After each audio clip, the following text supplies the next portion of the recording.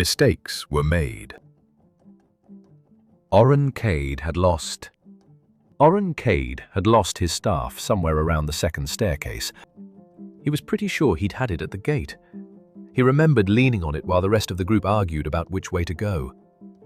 He had suggested turning back, which nobody listened to, which was pretty normal. Then, somewhere in the torchlight and arguing, and the smell of very old bones, the staff had stopped being in his hand. Now he was in a dungeon, alone. The others hadn't disappeared into the dark so much as gotten separated from him by it. He felt that was an important difference and planned to explain it if he ever found them again. He was shuffling down a corridor, knees complaining, when he noticed the door. Enormous. Black stone, carved with symbols he recognized from his second chapter on undead spellcasters, and standing just slightly open. A thin line of pale light spilled through the gap. The room beyond was circular, lined floor to ceiling with crumbling books. A long stone table ran down the center, crowded with glass instruments, old maps and jars containing things he decided quickly not to look at. Candles burned on every surface without melting. The whole place felt like a study that simply hadn't let anyone leave in several centuries. His knees had been complaining since the fifth staircase. The room had a chair.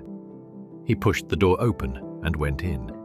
He had just lowered himself into the chair and exhaled the sigh of a man whose knees were finally getting what they asked for, when the stone door swung shut behind him with a sound like a mountain deciding something. It was only then, squinting through his bent backup glasses, that he noticed the Lich standing at the far end of the table. Orren had written 2 whole chapters about liches for a book that never got published because the editor said his handwriting was impossible to read and his footnotes were, quote, alarming.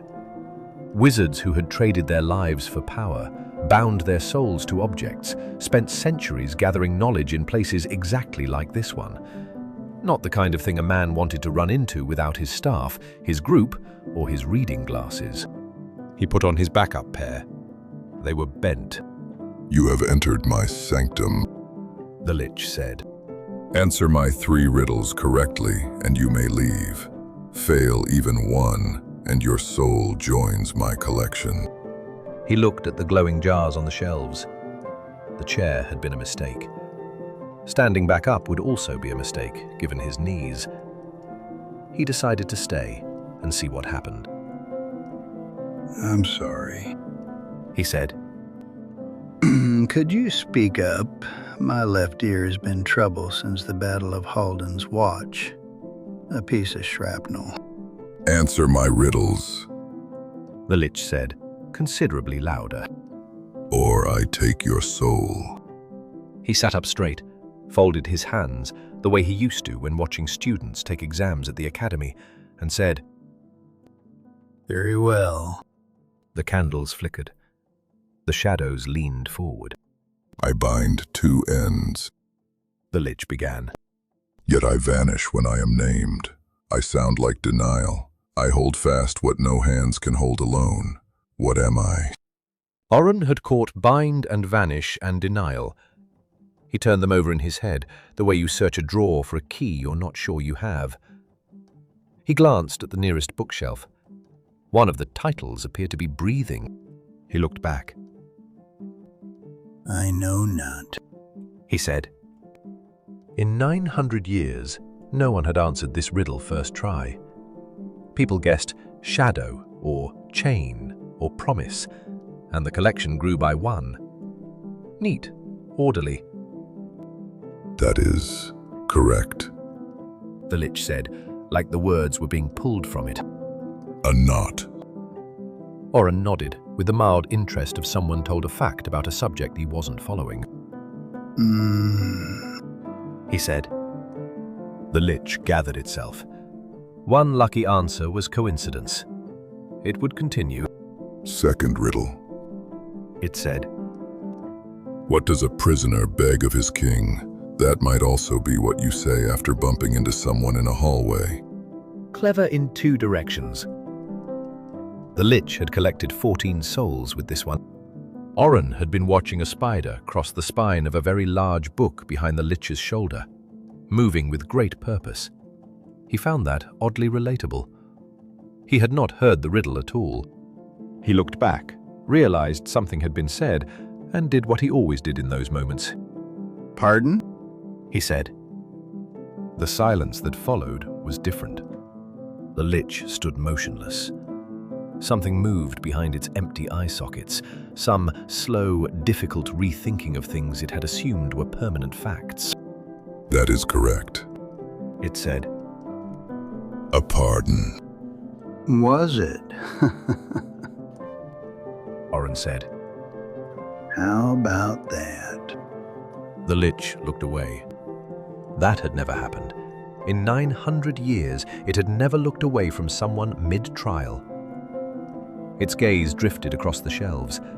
Centuries of gathered knowledge, every answer to every question it had ever thought to ask.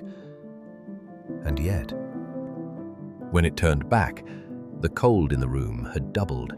The candles shrank to almost nothing. The chalk symbols on the floor pulsed once and went still. Third riddle. Each word landed like a dropped stone. What remains when all the treasure is gone, all the names are forgotten, and every last sound has left a place forever? Its oldest riddle, not used in 200 years. The answer sat at the center of the deepest fear any living thing had ever carried into the dark. Getting there required a mind willing to look straight into that emptiness and name it. Orren had caught the first 4 words. The Lich's new register sat right in the range his left ear had lost at Holden's watch.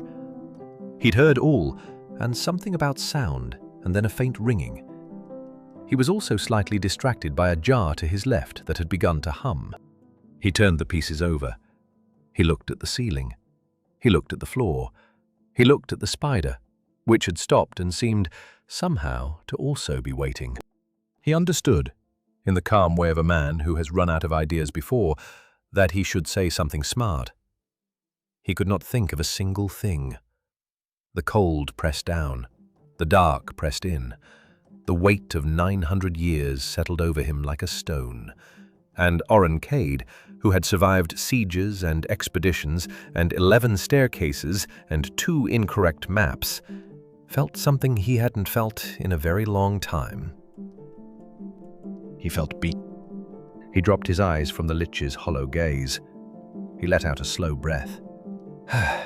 And then, in the quiet voice of a man making peace with a situation he cannot change, he said, Nothing comes to mind. The Lich went absolutely still. Several seconds passed. Then several more. Correct. It whispered. Orren looked up. I beg your pardon? Nothing. The Lich said. The stone door swung open. He found his staff leaning against the wall at the second staircase, right where he'd left it. He made his way to the surface without rushing, because rushing made his knees worse. His group was waiting at the entrance, mid-argument about whether to go back in for him. You're alive! Said the spear wielder, in the voice of someone expecting different news. Yes. Said Orren. He looked back at the dark mouth of the dungeon. Somewhere below, something 900 years old sat quietly, with 3 right answers it could not explain. Did you solve it? The spear wielder asked. Whatever was down there. Orren thought about it. More or less. He said. He sat down on a rock, set his staff across his knees, and didn't say anything else for quite a long time. Somewhere in the dark below, 900 years of certainty sat with 3 questions it couldn't answer. He couldn't answer them either, to be honest. This has been a chapter from the NegsBane Iron series. Follow at NegsBane for more.